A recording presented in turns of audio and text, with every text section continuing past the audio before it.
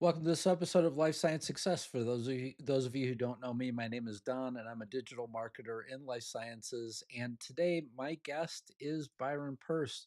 Byron is a professor as well as the co-founder of AlidaBio, and he's also a professor at San Diego State University.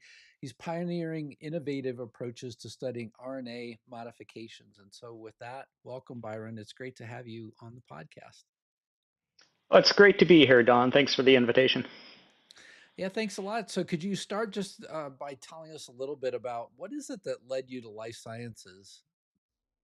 Well, it's kind of, for me, a circuitous route. I started as an undergraduate back in the day as a chemistry or a biology and math major and drifted from that into chemistry because I realized that I had a real passion for making stuff. And I think chemistry is a really nice central science that appeals to both the tinkerer and the person who really seeks a deep understanding. And that led me to graduate work in physical organic chemistry, which is a science where you make molecules and then use these synthetic molecules to understand how molecules interact with one another and how they behave in complex systems. Eventually, from that background during my PhD, we drifted into nucleic acids when I started an independent lab at that time at the University of Denver. And, increasingly with my students, my research started to focus on how we can chemically modify nucleic acids to impart new and useful properties.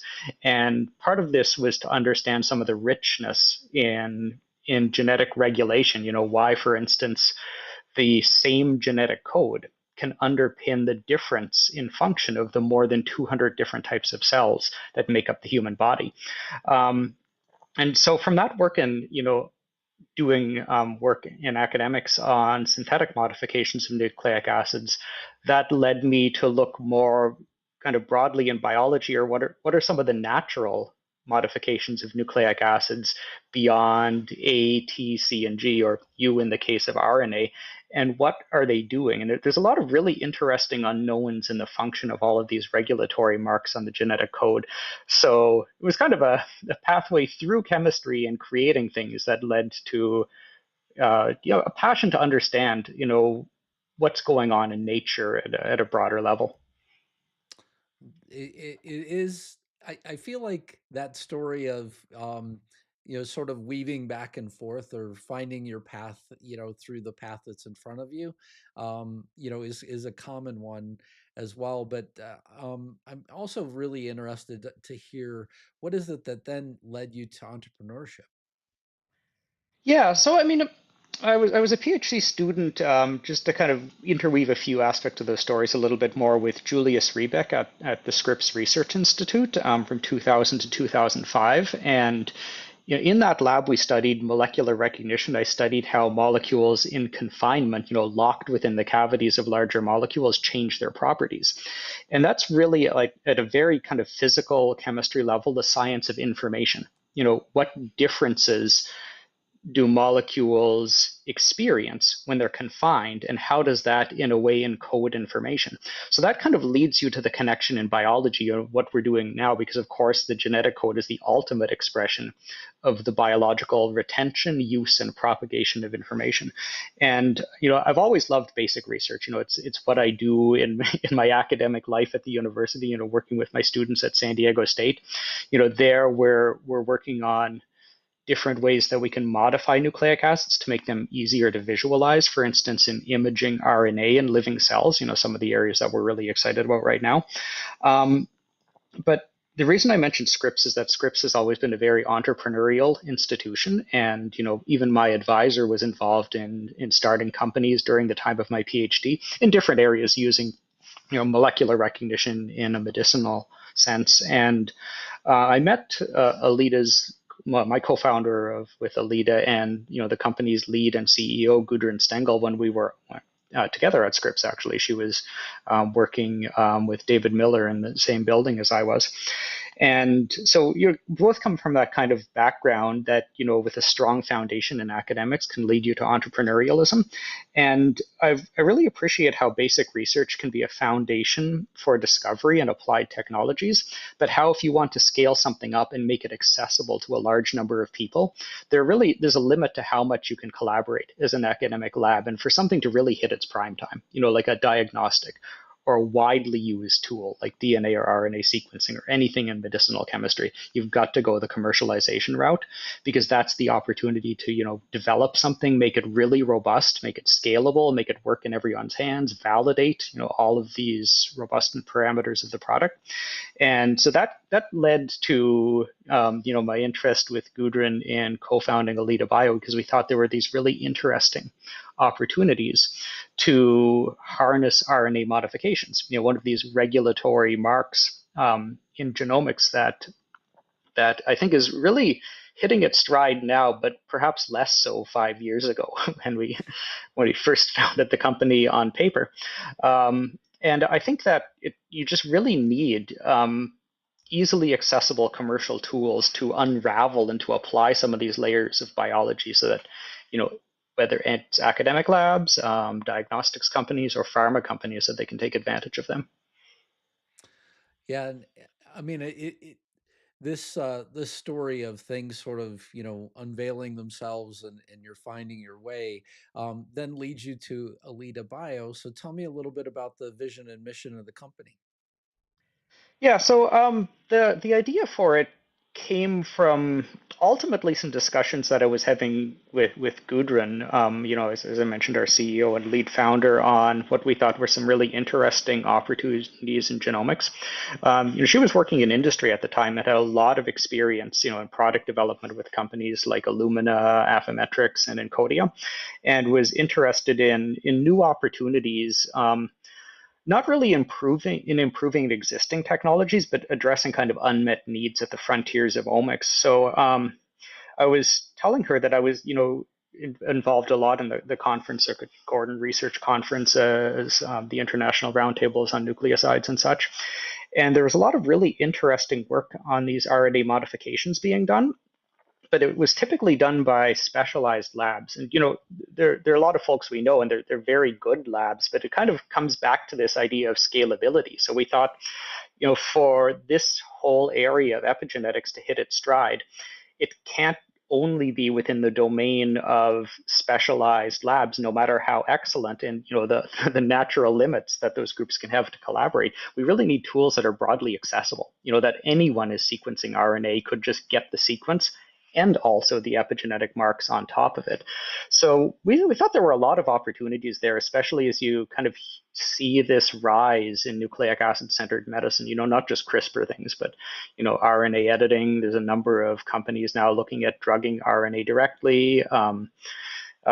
Yeah, a variety of technologies, of course. So we thought that the time was really right to bring to the market new tools to help this area to realize the impact that we believe it can have. And so in terms of the overall product for Alita, then you look at yourself as a tool set provider, or can you explain a little bit more of what that would be? Yeah, so what we wanted to do was create tools that would make it easy not just to detect the presence of RNA modifications, but to measure the changes in those modifications. That's where biology really becomes exciting, right? I'm really into this epigenetics part of biology because, once you do genome sequencing, of a person or an organism, then you got the sequence, unless like some gradual mutations or genome rearrangement take place over time. It's more kind of like the static information repository. But epigenetics is different because it really captures what cells, tissues are doing at any given time and provides, the underpinnings for how they differentiate, like why one tissue is different from another. So we started Alida with the thought to provide the tools to make it really, easy to read, to process, to study, and use that information.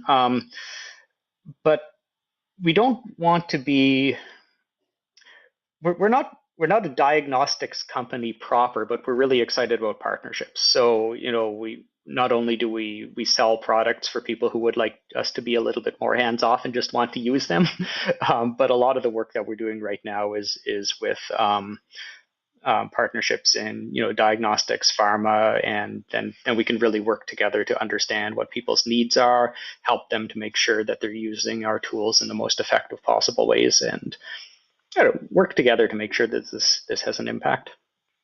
I think it's so important to sort of clarify that as well, and I appreciate you, spending a little bit of time, and I understand how challenging some of it is as well, because there's parts of this where you want people to use the thing that you created, but at the same time, I do feel like um, sometimes the best benefit comes through the minds that sort of help to develop it as well, because I've seen this in other diagnostic companies where as they start to apply their bioinformatics pipeline to other areas, we learn more, but also without some of the seminal knowledge that you had through the creation of the bioinformatics pipeline, you wouldn't know some of the things to be able to try. So it's a bit Yeah, of a that's chicken and egg. That's true. It all really starts with listening, and this is true of academic research too. If you get a project funded by the NIH, the number one criteria is significance, which is basically the formal way of saying who cares. Why is it going to matter? Whose research and whose interests will be impacted by your success. And with what we're doing with the company, like with any business, it starts with listening to the people who are going to use their product and addressing their needs. So, some of the things that we were hearing in those conversations was that, the quality of the data really matters. Sensitivity really matters because, a lot of since epigenetic marks underpin things like tissue differentiation, you're sometimes the most working with some of the most important biological samples, which could be things like biopsies. And you can't just, go back to patients asking for larger and larger biopsy samples. So, working with tiny amounts of sample, getting really high quality reproducible data every time, you run the experiments. These types of things are really important. So that's why we, when we have, special opportunities to partner, we really like to, hear directly from what folks' needs are, and that helps us to make sure that as we continue to, look towards future products, that those ones really meet the needs of folks in the field, both on the industrial and academic sides. Yeah, also important. So, recently you at Alida you launched the Epiplex platform. So, how does the technology improve the detection and qualification of RNA modifications compared to traditional methods? Yeah, that's a great question. So, as I've already alluded to, we didn't start the field of epitranscriptomics of studying RNA modifications. Certainly not. There was a lot of pioneering work that was done at the universities, and like anything, you need to recognize when you're developing tools to detect features of biology, what are going to be the performance metrics of those tools. And a lot of the early work was done with antibodies that were raised to recognize RNA modifications. So basically what you would do is, bind modified RNA according to the modification, pull it down, separate it, and then you can sequence it. And then you infer based on what was separated that the modification was present. Um, but those methods have had some limitations, some problems with the specificity of the antibodies, because it can be difficult to make antibodies that recognize features as small as RNA modifications.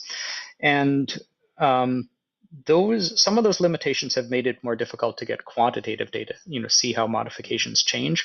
The other thing that was really interesting to us is that there are a lot of different types of RNA modifications. A lot are in transfer RNA, but that's a very folded structure, and they're really significant there, but it's almost protein-like in some ways. And there's a subset, like eight-ish, that are prevalent in other types of RNA, like messenger RNA and long non-coding. So we wanted to be able to, read and analyze multiple types of modifications concurrently.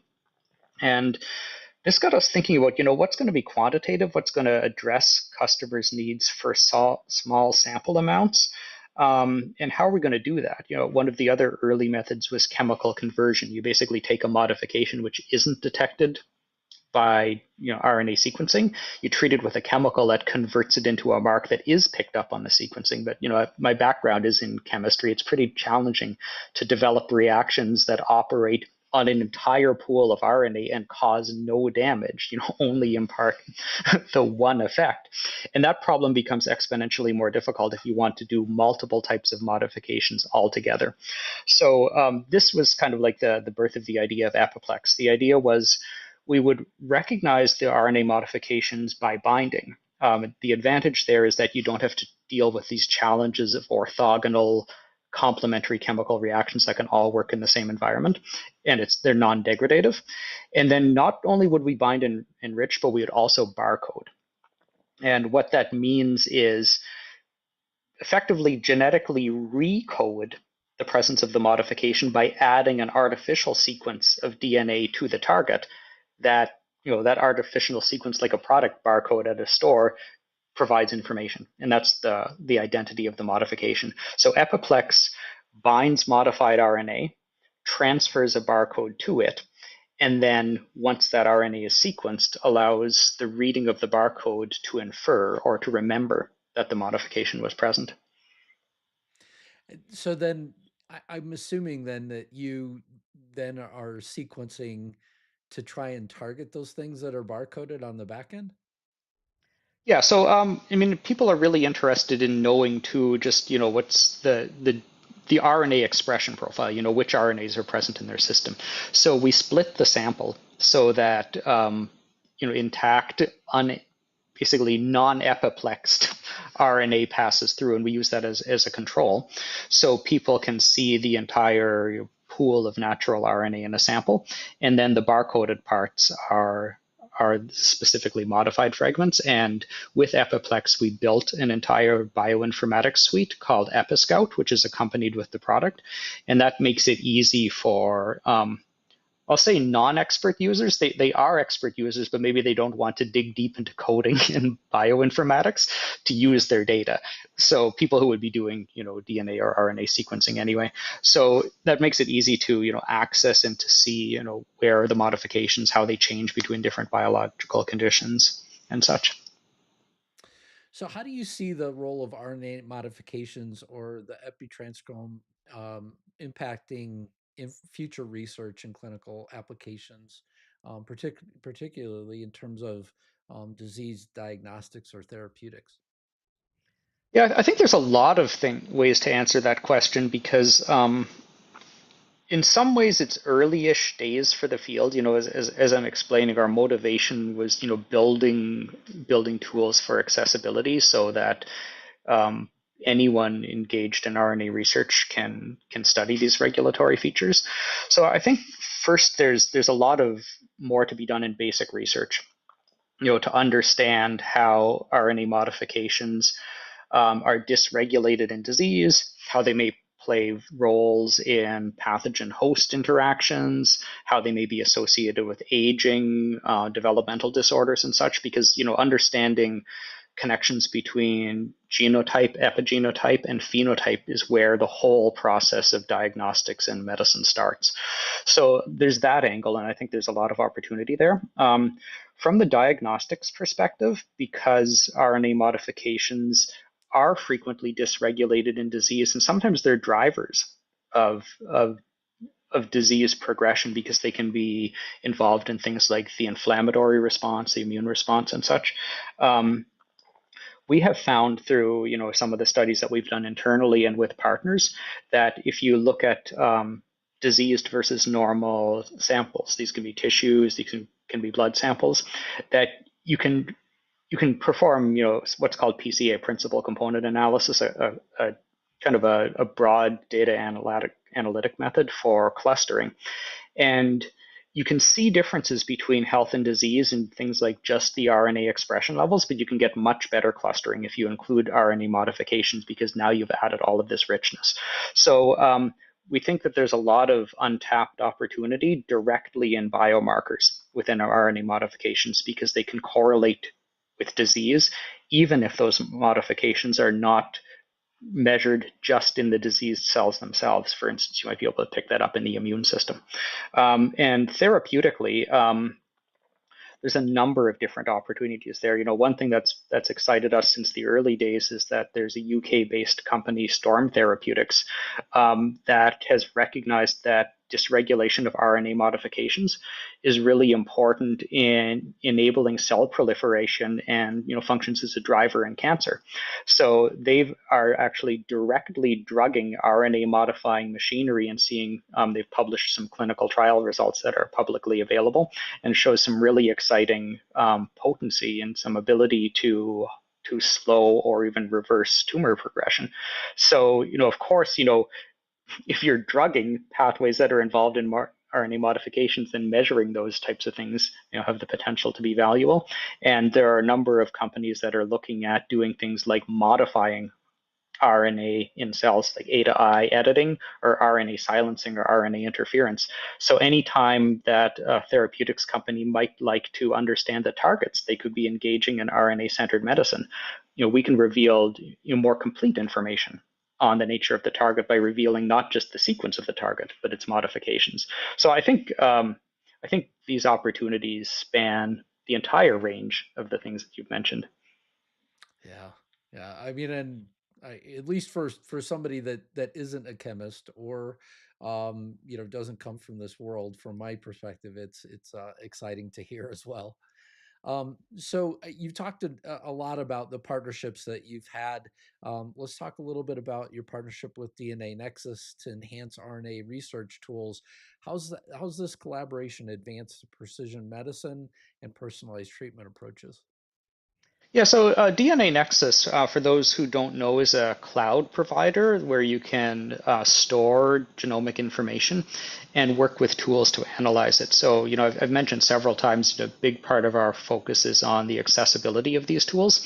So, genomic data involves pretty substantially sized data sets. So, for those who are, running our assays, for instance, with the kits, they can store their sequencing data within the DNA Nexus cloud and analyze it with our Episcout software directly within that cloud. So it makes it a lot easier because folks who are interested in or experienced with RNA sequencing can literally then get push button analysis within that platform where they'll be able to access, or they can access now, not just be able to, our reporting tools that show, for instance, which sites of the transcriptome, the totality of RNA, are the most differently modified between different biological conditions. So it's just there to kind of like turbocharge discovery to help people to pick out that significance in a quick and accessible way. And we also offer, a full download of all of the sequencing data for expert users. So those who want to dig deep, do a little bit more coding and such, they have that opportunity available. Wow.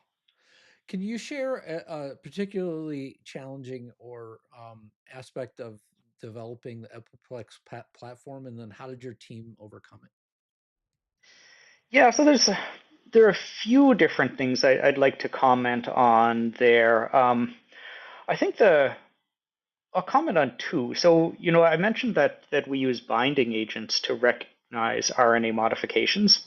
And I mentioned that the field began with antibodies, and we've tested a bunch of them, and some of the different properties of antibodies are also discussed in the peer-reviewed published literature, and they can be a little bit hit or miss. And I think the challenge is if you think about what the immune system does and how it can be used artificially against unnatural targets, then you can kind of recognize that there's a problem. The immune system is programmed, the adaptive immune system, to recognize foreign materials, but it doesn't have a great counter selection method, which means it can develop antibodies that bind something with pretty high affinity, but there's no way to train it at the same time to make sure it doesn't bind something similar that's just a little bit different, right?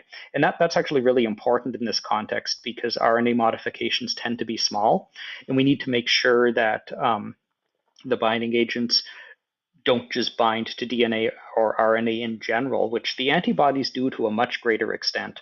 So to make the assay work well, what we did was we turned to protein engineering, and we took broadly from the the family of RNA binding proteins. I can't say specifically which ones, but there are a lot of them that exist in nature.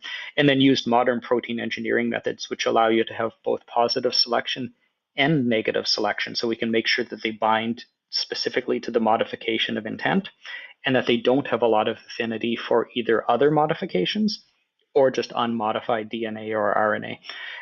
And that has really been very helpful with, optimizing assay performance. And, the other thing that you can do with these artificial methods is you can control how quickly things bind and are released. And since our assay uses beads, making sure that they, have similar rates and they play well together really helps to give the assay excellent performance. The other thing that's really important, and I think one of the biggest challenges in the entire field, is that because it's early-ish times for RNA modifications, there isn't a really widely agreed gold standard, like a truth set for the field, and that's one of the biggest challenges. So what we've done is take two approaches to that. Some of this stuff is in literature that we published and is accessible on our website. We've compared our methods with a variety of some of the most widely used things in the academic literature to kind of look at overlap. So that information is available. And the other thing that we've done is we've synthetically made completely unmodified RNA and then rerun the assays with that. So basically, you just create RNA using transcription in the lab, and you can check because if you know that it's unmodified, so it shouldn't give signals in the assay, and we have a very low false positive rate from those experiments. The other things we've done is to do things like take genetic manipulation technologies like knockdown or knockout, and you can deplete cells of their ability to install RNA modifications and then check to make sure that the assay reports a loss of modifications that matches the biology. So between all of those things, I think we're really confident that Epiplex is delivering truthful information. The reproducibility is definitely great, and I think we're aligned with the standard of the art as the entire field moves towards agreeing on what the gold standard is. Mm. I appreciate you sharing that because I one of the one of the things that as I was developing the podcast, I remember reaching out to several people saying, "Hey, look, I have this podcast called Life Science Success," and they said, if you find success in life sciences, then you're really not working hard enough. That there's a lot of failure that happens in this field, and I'm like, yeah, but at the same time, the thing that makes it successful, I feel like, are the fact that not only do we have a challenge, but then we find our way through. And then on the other side, there's, not just the science, but the understanding of, hey, look, here's what sort of moved that progress forward. So anytime I get to these questions and I have somebody sort of unveil, a little bit more of the story, I really appreciate it. So thank you. Well, I mean, I think innovative research is always difficult research because if you're pushing the frontiers of science, it doesn't matter whether this is at industry or at a university, you Right. are by definition pushing up against the frontiers of the unknown. And all of the training that you have and like the wisdom and the great ideas that come from your team are really key to try to make the best possible decisions. Pick which path offers you the highest chance for success, think physical chemistry principles on what's reasonable and what's not, and then make a really targeted search for the best type of opportunity. And certainly, like innovation and creativity in the ways that you can solve problems are absolutely key. But yeah, developing new technologies, no matter what you're doing, is is definitely difficult. Yes, There's no way around that. that's for sure. Mm. What's the greatest piece of leadership advice that you've ever received? I have a few things to say there. I think maybe one of the most important ones is that respect is earned and not given. I mean, treating other human beings with a basic standard of respect, I think, is kind of normal. But I think as a leader, you really have to lead by example and show the dedication to quality, the openness, the inclusiveness, the commitment to innovation and excellence that you expect of your people. Because if you're not exemplifying that yourself, I think it's difficult to expect it from others. And I think the other thing that's really important is to recognize that great ideas can come from anyone and anywhere. And great leaders will really harness, I think, the intelligence and the creativity of their entire team, no matter how junior. and then still be transparent with responsibility, because sometimes you'll have to make a strategic decision or a business decision that will be made with imperfect information and may not match the opinion of everyone. But as leader, you got to take ownership for it, right? You get the credit if it's a great decision, and you're responsible if it isn't. And I think having an inclusive environment where you can listen to great ideas from even junior team members, sometimes they're terrific and you want to run with them. But if you make a different decision, just having the openness and transparency to say, I really appreciate that idea. I like the way you're thinking of, we're going to do something a little different, and here's why. I think is a really important part of leadership, because it keeps all of those good ideas flowing. And the most successful leaders um, draw on all of these different sources of inspiration and ideas and use those to pick the best path forward. I think it's an important thing to sort of help people understand what your decision making process was too, just from the standpoint of um, like you said, it's never very clear as a leader exactly, which direction you should choose. You have a limited set of data that you have to make a judgment call on at the end of the day. And that judgment calls could be based on your own personal Mm, history, could be based on, hey, look, going this way routinely has worked for me. I'm going to go that way. However, it also could be, um, maybe the unique thoughts that are being posed are ones that challenge your level of thinking as well. And so, yeah. as a leader, I know I appreciate all aspects of it as well. Yeah, I think another thing that's important is that one should always reflect on, how reversible a decision is, because indecision, I think, in any organization can lead to paralysis. Some decisions are thankfully easy. Some are really tough, and if you head down the wrong path, actually not as bad as they might seem on day one to actually reverse and change direction. So it can, even if information is perfect and there's some uncertainty in decision making, I think it's often better to pick a path, use the best judgment that you can, and if it's not that hard to pivot, if you realize it's not right, that's a better strategy than just waiting and not deciding. No, also true. Byron, what inspires you? Opportunity and the unknown, I think, challenge too. I mean, I really enjoy the way in research the path to success may not be entirely clear. The fact that there are going to be challenges, and correspondingly the great feeling that you can get when you really make something work. It's to draw kind of a weird analogy, like if you ever play video games on invincibility mode and then beat the boss.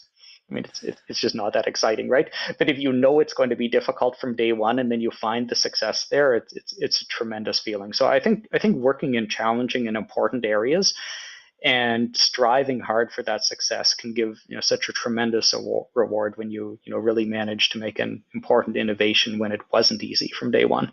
That inspires me. And then kind of picking what the next opportunity will be. Some advice I Well, so one thing that really resonated with me a few years ago is that my PhD advisor, Julius Riebeck, was asked in an interview what he saw himself doing in 5 years. And he answered, if I knew that, it wouldn't be worth doing it.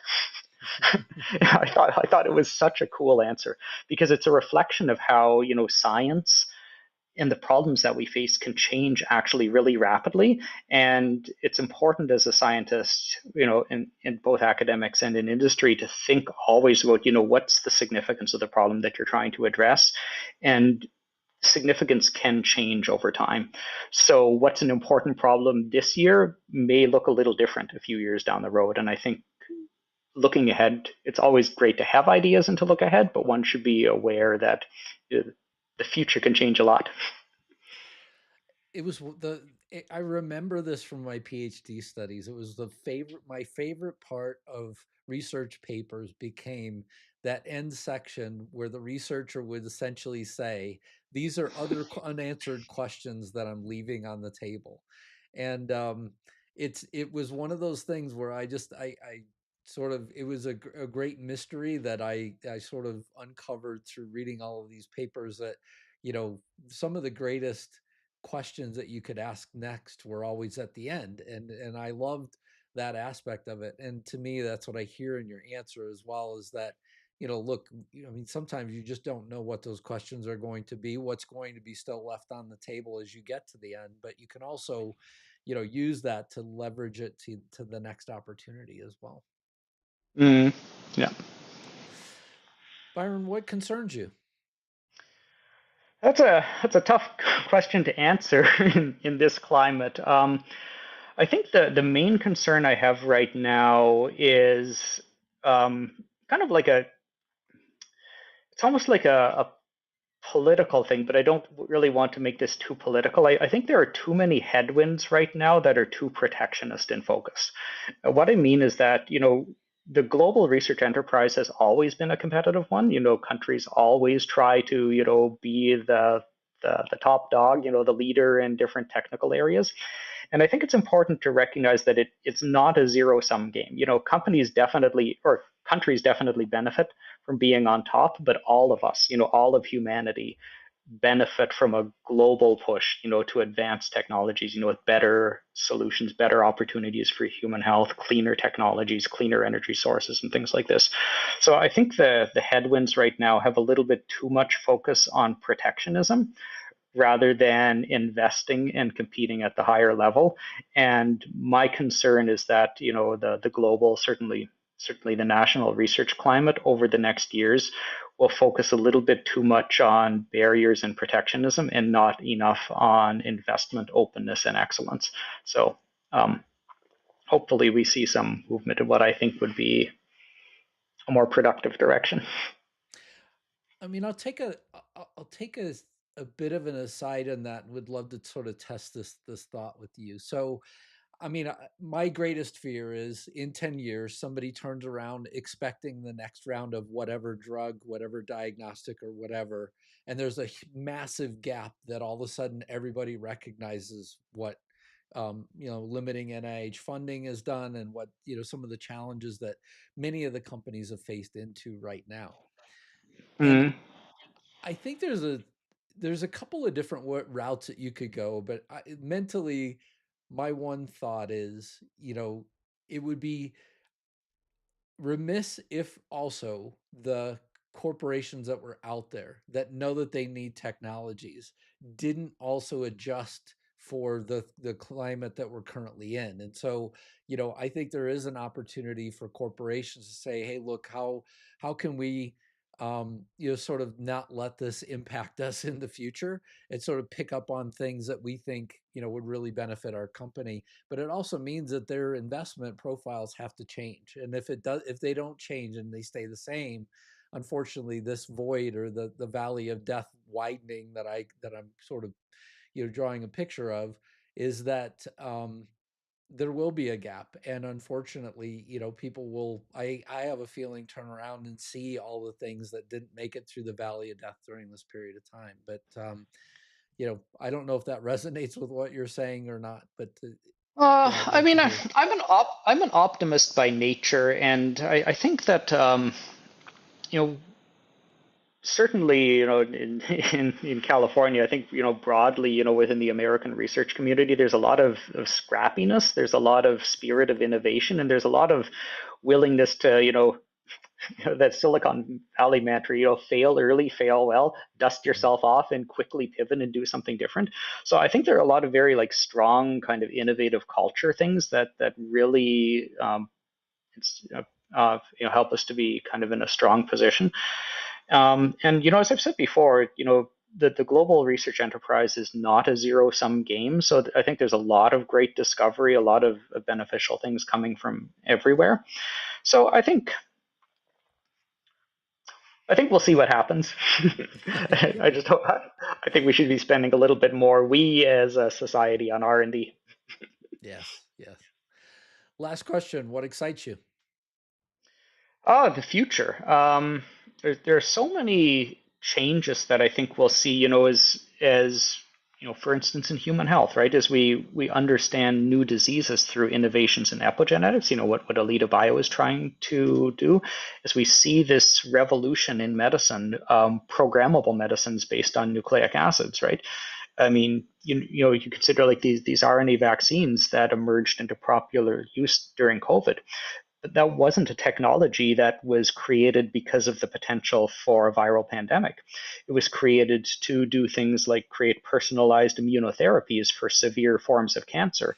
And the magic is really that the building blocks are all the same molecule and it gets degraded all into the same byproduct. So these types of technologies, or CRISPR, for instance, right?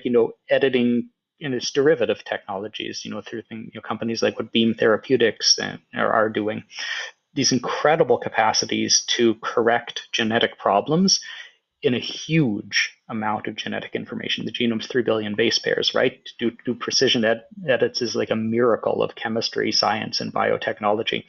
So I think, as we see new paradigms in medicine, along with a lot of innovation, honestly, in the small molecule portfolios and drug discovery, new paradigms in epigenetics and their ability to inform precision care and diagnostics. Um, I'm pretty optimistic that we will see in the next 10 to 20 years massive strides in personalized medicine and human health. So, a lot people were talking this up 20 years ago when the Human Genome was Project was published, but I think people always talk up stuff a little bit too much, and then the revolution comes, but it's a little slower than what people have in mind. You can see over the past decades enormous strides within cancer treatment across many different cancer types. Right? It wasn't that from one day to the next there's a cure for cancer, but over decades, massive improvements.